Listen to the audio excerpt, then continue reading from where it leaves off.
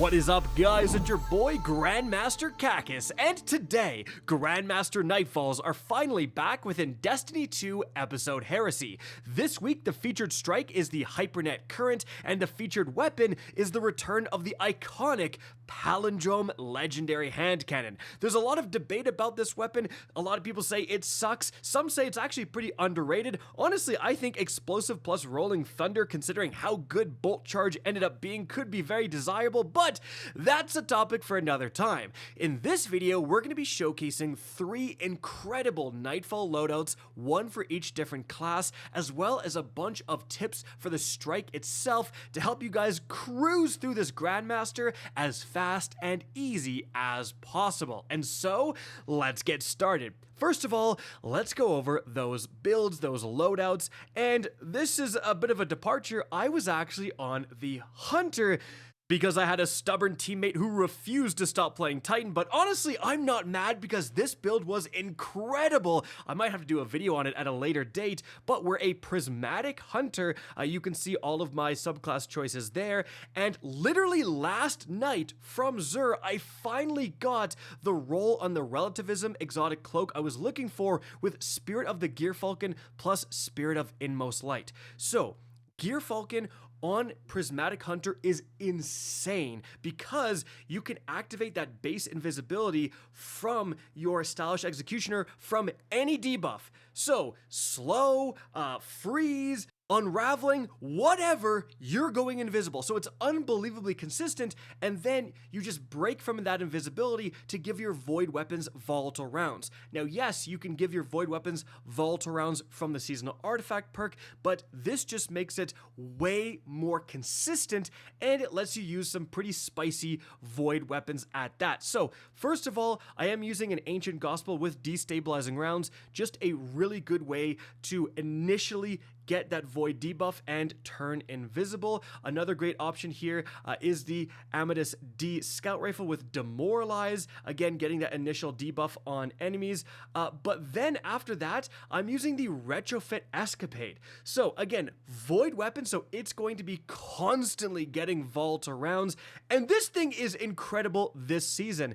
4th times gives you so much ammo back, plus target lock. This will shred champions, shred the boss, especially if you're sitting behind a bolt charge barricade, guys. Then on top of that, I'm actually using the Euphony. And I know, cringe, raid, exotic, but this can easily be replaced by the Arbalest, guys. You just want a linear fusion rifle or a fusion rifle in this top slot to stun the unstopped champions and to take advantage of these seasonal artifact perks. But if you do have the Euphony, it was actually fantastic here. Remember, strand weapons are consistently getting those unraveling rounds, which will also turn you invisible.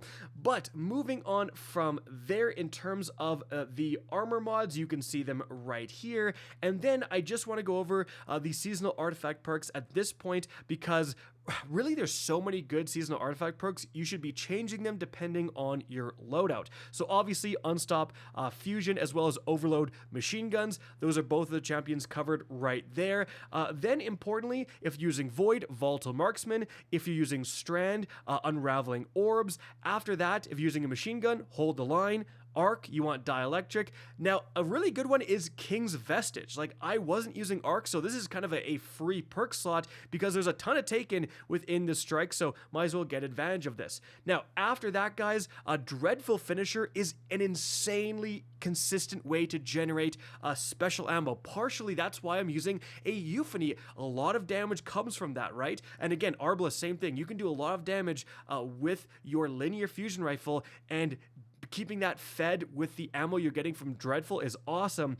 After that, Maligned Harvest if you're using void weapons, obviously Flashover if you're using Arc and Bolt Charge, and then Horde Shuttle is great with strand weapons. Then Particle Reconstruction for our Euphony, guys, was cracked. Heavy Ordnance Regeneration for our machine gun, obviously incredible. And then you can really consider Defibrillating Blast if you're not using either of those weapon types for Bolt Charge from stunning champions, and also lastly Void Flux if you're really in on the the Void synergies, guys. But overall, again, I love this build. Gear Falcon's just giving you that 100% uptime on volatile rounds, and then, like, it's not like you have to run your entire exotic Gear Falcons. You basically get a free Heart of Inmost Light as well, so you also have incredible ability regeneration. Like, really, really potent build this season. Moving on from there, however, let's talk about the guy who was on the Titan. Well, initially, he was actually using the Peregrine Greaves and then admitted he only used it like once or twice, and that was a bad choice. He should have used the Heart of Inmost Light,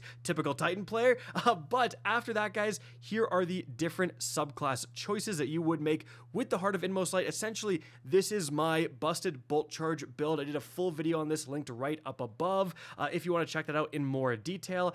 Then we're going to be going over the weaponry here. Necrochasm, he said, was just like a good overall exotic choice. You can pick something different if you want. The Glacioclasm choice is really interesting because of Withering Gaze. So because you have to aim down sights to trigger unstoppable rounds, you're also going to activate Withering Gaze actually at the same time. So this is really good as your like anti-champion weapon this season. After that, another really interesting choice was this Watchful Eye here with Jolting Feedback. Again, there's a lot of good Watchful Eye rolls, but specifically if you run the Watchful Eye, you can use this incredible seasonal weapon mod, Power of Resolve, because what this does, guys, is that it basically gives your machine gun unstop rounds, and you also have overcharge rounds as well in a seasonal artifact perk. So your machine gun will be able to deal with both unstop and overload champions because of Power of Resolve, which is nutty.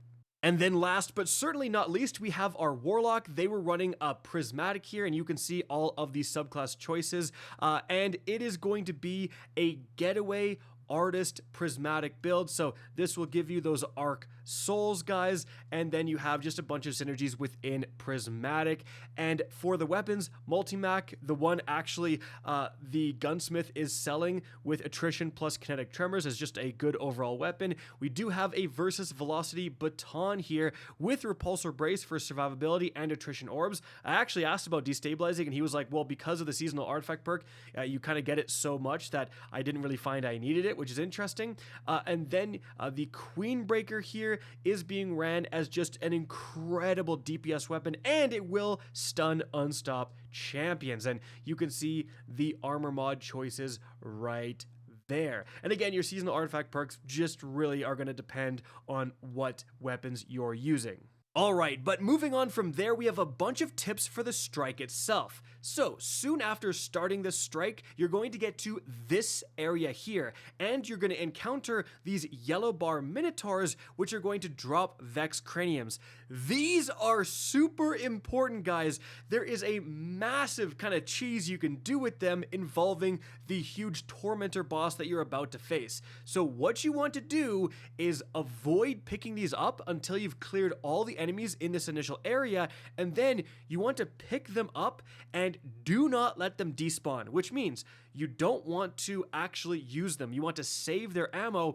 and you're going to have to drop them, get a few shots off with your weapons, then pick them back up. You're going to have to pick them back up after dropping them in only around 4 or 5 seconds. So you're just going to have to constantly be dropping, killing an enemy, picking it back up, dropping, killing an enemy, picking it back up. It kind of does suck, but as you can see right here, when we eventually transport them to the next area, guys, we're going to jump up to this right ledge right here. You're going to have to kill the initial wave of enemies, and there's going to be some stragglers off in the distance, some random scions running around. But once you kill these guys, as you can see, the massive Tormentor is going to spawn, and those Vex Craniums shred this guy. People spend a lot of time trying to kill this Tormentor, but again, if you can bring forth only 2 of those Vex Craniums, you honestly don't even need all 3. You can absolutely nuke this Tormentor. In fact, you nuke him so fast, I actually have another tip here.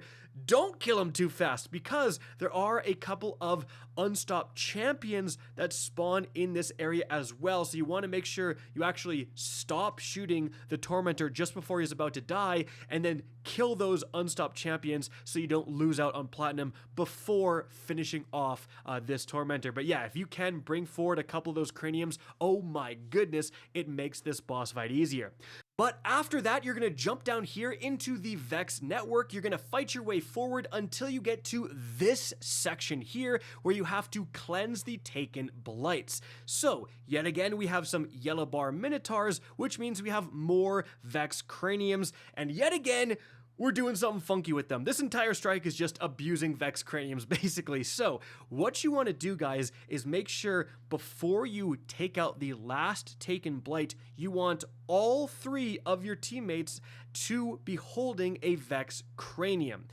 So that means you may need to use your normal weapons to shoot these blights. Like, you don't actually have to use the craniums. They're just kind of there as an extra thing. Make sure you're not totally expending your Vex cranium if you are using it to take out the blights. But as you can see right here, if all 3 teammates have a cranium, then 2 will despawn and 1 will remain with someone. So whoever has the 1 cranium, when they take the Vex jump right here, they shoot this blight, as you can see right here. And what that's going to do is it actually despawns all these other like Vex blights that shoot the attack on the raceway you're about to go on. So it just makes going on that path 10 times easier when there's no taken projectiles shooting at you, right? So definitely try to do that. And another massive cheese for this section is that if you have a skimmer, as you can see right here, you can just go past the entire thing. Yeah, you can skip the entire raceway section. However,